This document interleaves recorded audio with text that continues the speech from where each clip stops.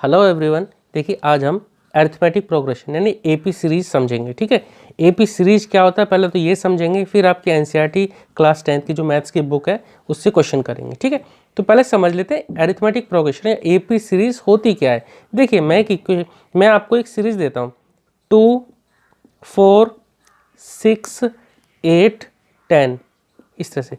अब आप अपने आप ही बता देंगे कि 12, 14 इस तरह से आएगा। क्यों भाई? देखो इन सब में अगर देखा जाए तो सब में जो कॉमन डिफरेंस है, यहाँ पर 2 का है, यहाँ पर भी 2 का है, यहाँ पर भी कॉमन डिफरेंस 2 का है, यहाँ पर भी कॉमन डिफरेंस 2 का है। यानी अगर हमारा कॉमन डिफरेंस सेम हो तब हम उसको एपी सीरीज में बोलते हैं कि ये एपी में है। ठीक है, देखो एक और सीरीज लेते हैं जैसे कि 50, 70, 90, 110 इस तरह से। तो अब आप मुझे बताइए क्या ये एपी में है? हाँ बिल्कुल है। क्यों? क्योंकि देखो यहाँ पे भी +20 हो रहा है। यहाँ देखो 50 में +20 किया तो 70 हो गया, 70 में +20 किया तो 90 हो गया, 90 में +20 किया तो 110 हो गया। ठीक है, मतलब जब कॉमन डिफरेंस सेम होगा तब हम बोल देंगे कि ये अरिथमेटिक प्रोग्रेशन है। ठीक है, यानी एपी में है।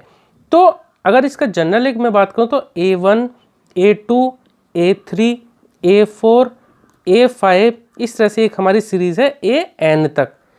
और ठीक है, हम जो फर्स्ट टर्म है उसको A1 लिख देते हैं या सिर्फ A भी लिख देते हैं। ठीक है, तो दोनों का मतलब सेम है। D यानी जो मैं यहाँ कॉमन डिफरेंस की बात करता हूँ ना, तो D का मतलब क्या है? अगले वाले टर्म से इसके जस्ट पिछले वाले टर्म को घटाना। ठीक है, जैसे अगर मैं बात करूँ यहाँ पे तो D का मतलब क्या होगा? A2 minus A1। ठीक है, यहां से अगर मैं बात करूं तो इन दोनों से भी निकाल सकता हूं, डी की वैल्यू यहां से भी निकाल सकता था यानी A3 माइनस A2, यहां से भी निकाल सकता था D equal to A4 minus A3। पर आपको यह ध्यान रखना लगातार दो टर्म में से जो सब्ट्रैक्ट करेंगे वही हमारा डिफरेंस होता है। ऐसा नहीं कि आप फर्स्ट टर्म ले लो, थर्ड टर्म ले लो या सेकंड टर्म ले लो फिर फोर्थ टर्म में से घटाओ, नहीं वो गलत हो जाएगा। कोई भी दो लगातार टर्म जो होंगे उनका सब्ट्रैक्ट करेंगे और हमेशा ध्यान रखना अगले वाले टर्म से पिछले वाले को घटाना है। यानी अगर मैं यहाँ से A5 और A4 को घटाऊंगा तब जाकर D निकलेगा, या A4 में से A3 को घटाऊंगा। अगर मैं इसको जनरल नाम दूं तो D जो आएगा हमारा AN है, तो इसके जस्ट पहले वाली टर्म क्या होगी? AN-1। ठीक है, ANth टर्म जो होगी उससे पहली वाली यानी AN-1, या फिर आप इस तरह से निकलेंगे AN+1 में से AN को घटाऊंगा तब आएगा हमारा D का मतलब कॉमन डिफरेंस।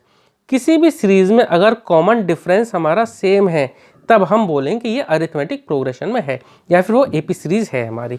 ठीक है, तो चलो ये तो था हमारा इसका बेसिक कॉन्सेप्ट। ठीक है, इस चैप्टर में हम क्या पढ़ेंगे कि एक पूरी सीरीज का सम कितना होगा, 10 टर्म तक सम कितना होगा, 20 टर्म तक सम कितना होगा, 40 टर्म तक कितना सम होगा, या फिर हमें 5वां टर्म निकालना है, 8वां टर्म निकालना है। इस तरह से हम इसको बड़ी आसानी से निकाल सकते हैं। ठीक है, तो चलो इसके पहले की जरा क्वेश्चन देख लेते हैं। देखिए अब चलो आपकी एनसीईआरटी चैप्टर 5 करते हैं, अरिथमेटिक प्रोग्रेशन एक्सरसाइज करते हैं। उसके एक्सरसाइज 5.1 का क्वेश्चन नंबर 1 देख लेते हैं। In which of the following situation does the list of numbers involved make an arithmetic progression and why. अब आपको ये जो 3-4 जो क्वेश्चन दे रखे हैं, 3-4 पार्ट जो दे रखे हैं, इनको पढ़ना है, सिचुएशन समझना है, फिर आपको देखना है कि ये एपी सीरीज बना रहे हैं या फिर नहीं। तो देखो फर्स्ट है the taxi fare after each kilometre when the fair is ₹15 for the first kilometre and ₹8 for each additional kilometre. देखिए क्वेश्चन समझते हैं। इसमें पहले किलोमीटर के लिए तो है 15 रुपये, उसके बाद आप जितनी भी किलोमीटर जाएंगे उनमें 8 प्लस करते जाएंगे। पहला 15 हुआ, फिर 15 + 8 कर देंगे। ठीक है, फिर उसके बाद जो भी आएगी डिस्टेंस, जैसे इन दोनों का जोड़ के जो आएगा वो आएगा 23, तो 23 में 8 प्लस कर देंगे, फिर जो आएगा उसमें +8 कर देंगे, जो आएगा फिर उसमें +8 कर देंगे।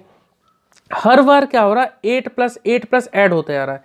पहले 15, फिर उसके बाद 23 हो गया, फिर 23 और 8 कितना 31 हो गया, फिर 31 और 8 39 हो गया। इस तरह से हमारी सीरीज बन रही है। ठीक है, मतलब पहले 15 और 23 कितना फ़र्क है? 8 का, क्योंकि 8 ही जोड़े हमने।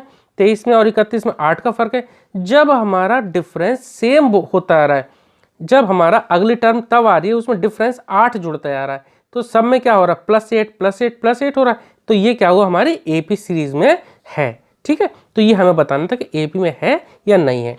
क्यों है? Because it's common difference is same for every terms. ठीक है, तो इसका सेकंड पार्ट करते हैं। ये पार्ट फर्स्ट था। सेकंड पार्ट में देखिए, the amount of air present in a cylinder when a vacuum pump removes 1/4 of the air remaining in the cylinder eight A time. देखिए ये कैसे होगा एपी में, ये तो थोड़ा मुश्किल है एपी में होना। देखिए कैसे, मान लो सपोज हमारे पास एक कोई कंटेनर है, कंटेनर के अंदर कोई इसमें x kg है, ठीक है, जो इसका वॉल्यूम है x metre cube centimetre cube या x kg, ठीक है, तो x kg तो मास हो जाएगा। तो इसका जो वॉल्यूम था पहले था x kg, ठीक है, x था। अब इसमें से 1/4 रिमूव हो गई, तो अब कितना बचा? पहले x था, 1/4 रिमूव हो गई तो कितना बचा? 3/4 x बचा। अब इसकी भी 1/4 रिमूव कर देंगे तो क्या होगा? 3/4 इंटू 1/4, ठीक है। तो इस तरह से ये जो आएगी ये हमारे एपी में नहीं आएगी, क्योंकि हर बार जो क्वांटिटी हो जो आती जाएगी वो बहुत ज़्यादा कम होती जाएगी, ठीक है। तो ये हमारा एपी सीरीज में नहीं आएगा। थर्ड पार्ट देखते हैं इसका। थर्ड पार्ट है the cost of digging a well after every metre of digging when it cost ₹150 for the first metre and rises by ₹50 for each subsequent metre. देखिए अब जो फर्स्ट मीटर जो डिग किया उसके लिए लगे 150 रुपये, ठीक है, 150 रुपये।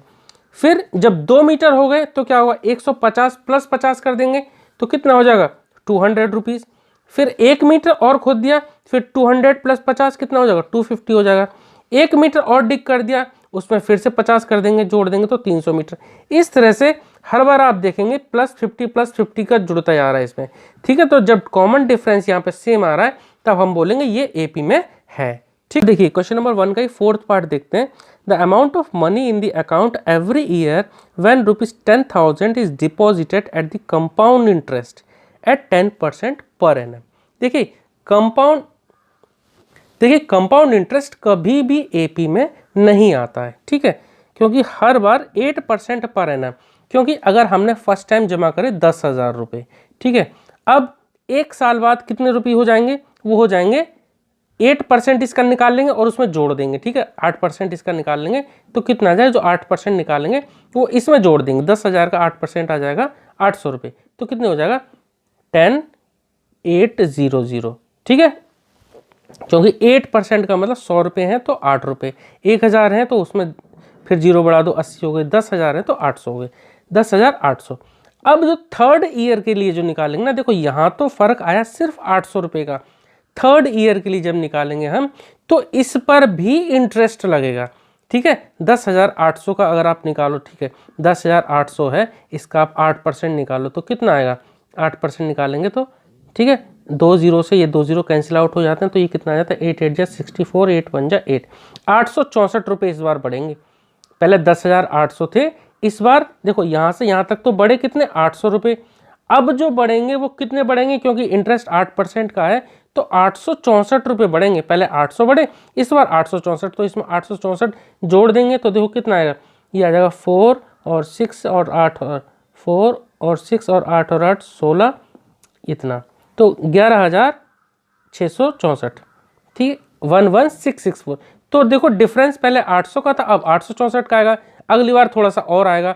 तो हमेशा ध्यान रखना है आपको कि कंपाउंड इंटरेस्ट कभी भी अरिथमेटिक प्रोग्रेशन में नहीं होता है, लेकिन सिंपल इंटरेस्ट हमेशा अरिथमेटिक प्रोग्रेशन यानी हमेशा एपी सीरीज बनाता है।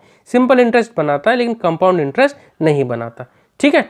चलो अब क्वेश्चन नंबर 2 देखते हैं। देखिए क्वेश्चन नंबर 2 देखते हैं इसका। Right first 4 terms of the AP when the first term A and the common difference D are given as follow. देखो फर्स्ट पार्ट जो इसका दे रखा है ना क्वेश्चन नंबर 2 का, उसमें दे रखा है ए दे रखा है हमारे पास 10 और डी दे रखा है, डी भी 10 दे रखा है। अब देखिए जब भी हम एपी सीरीज हम लिखते हैं ना तो फर्स्ट टर्म हमारी ए है, हमारी 10, जो नेक्स्ट टर्म जो होती है ना उसमें डी जोड़ देते हैं। फर्स्ट टर्म में ही डी जोड़ देते हैं तो नेक्स्ट टर्म बन जाती है, यानी 10 + 10 कितना बन जाएगा? 20 बन जाएगा। थर्ड टर्म क्या बन जाएगा? इसमें डी जोड़ देते हैं तो 20 + 10 कितना बन जाएगा? 30 बन जाएगा। फिर 30 में 10 जोड़ देते हैं तो 40 बन जाएगा। इस तरह से हमारी एपी सीरीज बन जाएगी पूरी, ठीक है। इसी का सेकंड पार्ट देख लेते हैं। सेकंड पार्ट में दे रखा है ए की वैल्यू दे रखी है -2 और डी की वैल्यू दे रखी है 0। अब आप ये देखिए फर्स्ट टर्म तो होगी चलो हमारी 2, सेकंड टर्म क्या आएगी, उसमें d जोड़ दें तो d यानी 0, 0 को जोड़ेंगे तो इतना ही आएगा -2। थर्ड टर्म भाई d 0 जोड़ेंगे तो वो भी इतना ही आएगा, तो -2 इस तरह से आती रहेगी। तो ध्यान रखना जो सेम टर्म आ रहे हैं तब भी हम इसको बोलेंगे कि ये AP है, क्यों, क्योंकि सब में डिफरेंस तो कितना है, डिफरेंस 0 है।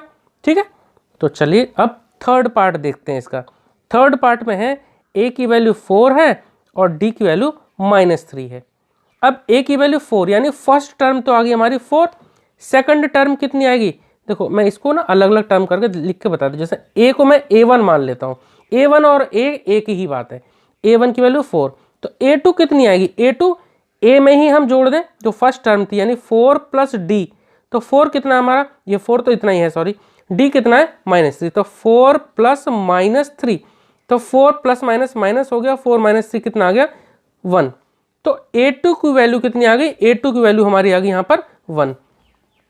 ऐसे अगर a3 निकालें तो a3 कितनी आएगी, a3 मतलब a2 + d, a2 अभी हमने निकाला 1, तो 1 + d, d कितना दे रखा है, d दे रखा है हमारे पास -3, तो 1 + -3 तो कितने आ जाता है ये 1 - 3 यानी कि ये आ गया हमारे पास -2।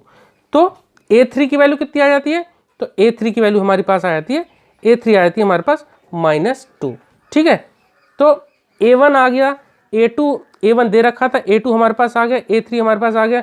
अब क्या निकालना, 4 टर्म निकालने, तो a4 भी निकाल लेंगे। अगर a4 हमसे पूछा जाए तो a4 = क्या होगा, a3 + d, तो a3 कितना है, a3 है हमारे पास -2, -2 + d, d कितना है -3, तो कितना आ गया -2 + माइनस, तो कितना आ गया -2 - 3 -5, तो a4 की वैल्यू कितनी आ गई हमारे पास -5। ठीक है, चलो अब देखिए इसके फोर्थ पार्ट में है a की वैल्यू -1 और d की वैल्यू दे रखी है 1/2।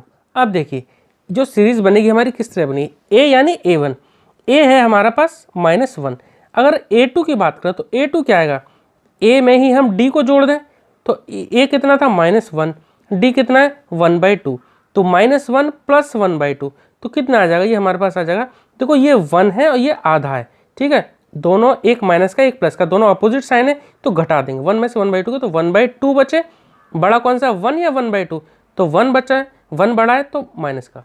ठीक है, a2 आ गया हमारे पास कितना -1/2। अब a3 निकालेंगे तो a3 क्या आएगा, a3 = a2 में d को जोड़ दें, a2 कितना आया -1/2, d कितना दे रखा, d दे रखा 1/2, अब दोनों एक माइनस का एक प्लस का, दोनों सेम है तो कितना आ गया 0, a3 हमारे पास 0 आ गया। ऐसे अगर a4 निकालें तो a4 का मतलब a3 + d, a3 कितना है 0, d कितना है 1/2, तो a4 कितना आ गया हमारे पास 1/2।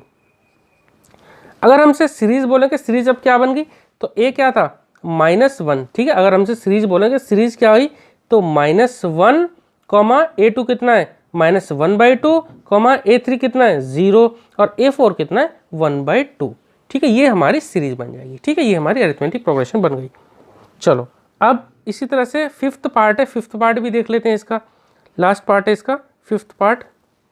तो फिफ्थ पार्ट में क्या पूछा है, इसमें फिफ्थ पार्ट में a की वैल्यू दे रखी है a = -1.25 और d की वैल्यू दे रखी है -0.25। तो यहाँ से बना लेते हैं सीरीज। a का मतलब ये दे रखा है a1, a और a1 एक ही बात है। अब a2 अगर हम बात करें तो a2 का मतलब a + d, a कितना है -1.25 और d कितना है -0.25।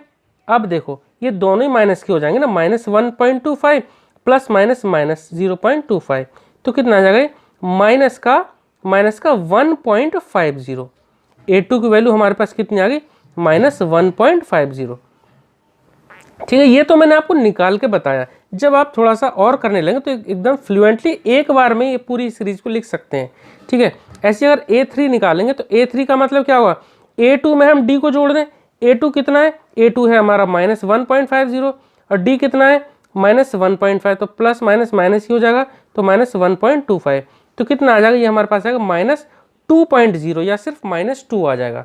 ठीक है, तो ये हमारे पास a3 आ गया। इसी तरह से a4 अगर निकालना चाहे तो a4 कितना आ जाएगा -2 प्लस -0.25, तो कितना आ जाएगा, सॉरी ये -1.50 0.25, ये -2 नहीं रहेगा, ये -1.75 आएगा। ठीक है, ये -1.75 आएगा, ठीक है।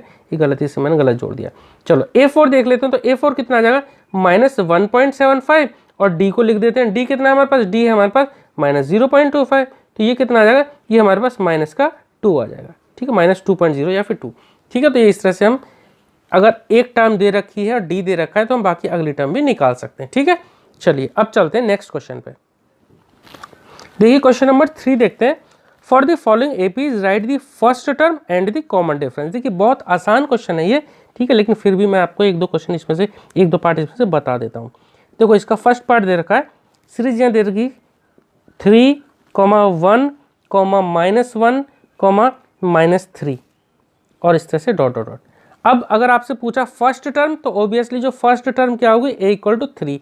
कॉमन डिफरेंस, तो D के लिए आप क्या करो, कोई भी दो लगातार टर्म ले लो, इन दोनों को ही ले लेते हैं। तो D = 1 - 3, कोई भी दो लगातार टर्म में से अगले वाले वैसे पिछले वाले को घटा दो, तो 1 में से 3 को घटा दिया। गलती मत करना कि आप पहले में से दूसरे को घटाने लगो तो गलत आ जाएगा, अगले में से पिछले वाले को घटाना, तो 1 - 3 आंसर कितना आ जाएगा, -2। तो D की वैल्यू कितनी आ गई, -2। चाहो तो आप इनकी हेल्प से भी निकाल सकते हो, इन दोनों की हेल्प से भी निकालते हो, ठीक है। तो इस तरह से ये आगे पार्ट फर्स्ट, इसका एक दो पार्ट और कर देता हूँ इसका। जैसे सेकंड पार्ट है -5, -1, 3, 7। अगर आप फर्स्ट टर्म की बात करें तो फर्स्ट टर्म आ गई हमारी -5। D की अगर हम बात करें तो D का मतलब अगले वाले टर्म से पिछले वाले को घटा दो, तो -1 माइनस ये -5, ठीक है। ये माइनस तो हम अपनी वजह से लगाते हैं माइनस करने के लिए, डिफरेंस निकालने के लिए, और यहाँ पहले से -5 है वो लिख देते हैं। तो -1 minus plus minus minus plus, तो कितना आ गया 4। तो इसका डिफरेंस कितना आ गया हमारे पास 4, ठीक है। इस तरह से हम निकाल लेते हैं। अब अगर हमारे पास फ्रैक्शन में दे रखा है, जैसे थर्ड पार्ट में फ्रैक्शन में दे रखा है 1/3, 5/3, 9/3, 13/3, तो इसमें भी कोई दिक्कत वाली बात नहीं है। फर्स्ट टर्म तो आप देख के लिख ही देंगे। तो फर्स्ट टर्म में कितनी, a = 1/3। D निकालना है तो D के लिए दो कोई भी कंसेक्यूटिव टर्म ले लेते हैं। जैसे 5/3, उसमें से पहली वाली टर्म क्या है 1/3, इसको घटा देते हैं। यहाँ डिनोमिनेटर तो सेम है ये, ठीक है, डिनोमिनेटर तो सेम है 3, अब घटा देते हैं। 5 - 1 कितना आ गया, 4 आ गया। तो कॉमन डिफरेंस कितना आ गया, 4/3, ठीक है। इस तरह से हम निकाल लेते हैं। इसी तरह से इसका जो लास्ट पार्ट दे रखा है उसमें डेसिमल में दे रखा है, तो उसके लिए भी कोई दिक्कत वाली बात नहीं है। 0.6, 1.7, 2.8, ठीक है, इस तरह से सीरीज दे रखी है। और लास्ट में 3.9 भी दे रखा है।